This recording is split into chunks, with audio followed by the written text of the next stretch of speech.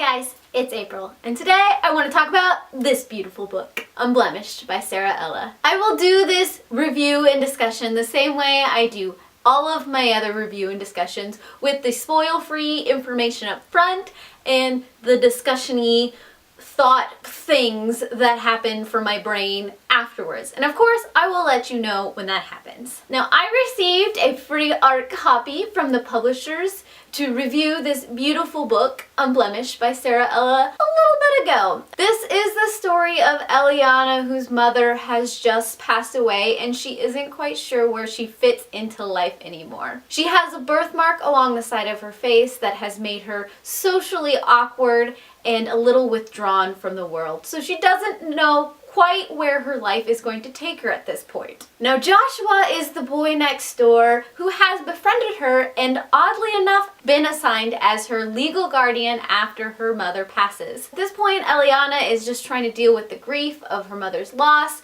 when everything just kind of explodes. Magic is introduced into her reality. While she is out with one of her friends, Eliana encounters a stalker, and at that point, her life is forever changed. This is a urban fantasy fairy tale-esque mix of sorts. It has a very whimsical and surreal and fantastical feel to it. There is a lot of magic and powers and things introduced within this story. It is very fantasy-based, even though it starts out in New York. Throughout the book, there is many references to various different fairy tales and Disney stuff, which I absolutely adored. My favorite part was probably the chapter headings, so pay attention to those when you're going through those because it was great. It did remind me a lot of 10th Kingdom and Once Upon a Time, which isn't overly surprising given who Sara Ella is, and I highly, highly enjoyed that nostalgic feel that this book brought. However, I did have some issue with some of the character development and the plot pacing because of everything that had to happen within this first book. I didn't quite get the character development I wanted because so many different characters were introduced and then so much had to happen. You just had to go with it. I didn't fully connect with a lot of the character relationships because of it. Things felt a little forced and a little convenient, and I had a hard time following some of the jumps. This is one of those things that happens in fantasy, especially when you've got a lot of characters, because you're trying to introduce so much at one time. Sometimes things can drop a little bit, and unfortunately that happened a touch here. But overall, I really enjoyed the journey of Eliana and diving into this world, seeing the magic, and I can't wait to see where the rest of this story goes. So now I will go into some of my spoiled-filled thoughts. So I highly recommend that you go and pick up Unblemished by Sara Ella if you love any kind of fairy tale or fantasy. It is quite a joy to read. So go and then come back and we'll have a discussion because discussion needs to happen. Like I said, I had some issues believing some of the relationships that happened within this book. My biggest concern was between Eliana and Joshua. I think because of where we started out the story, it was hard to believe that they actually had some kind of connection.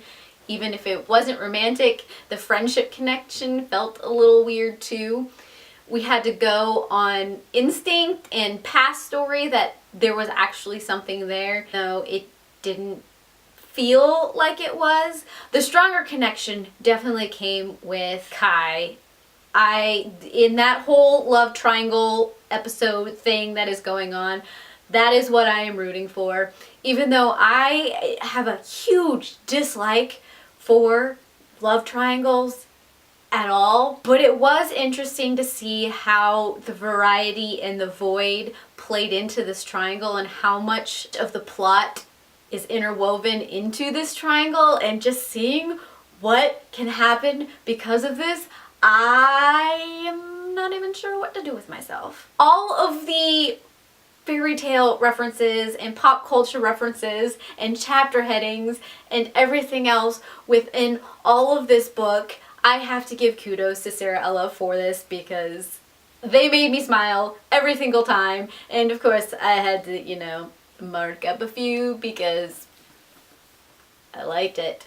I really did. I honestly, I have some guesses of where this story can be going.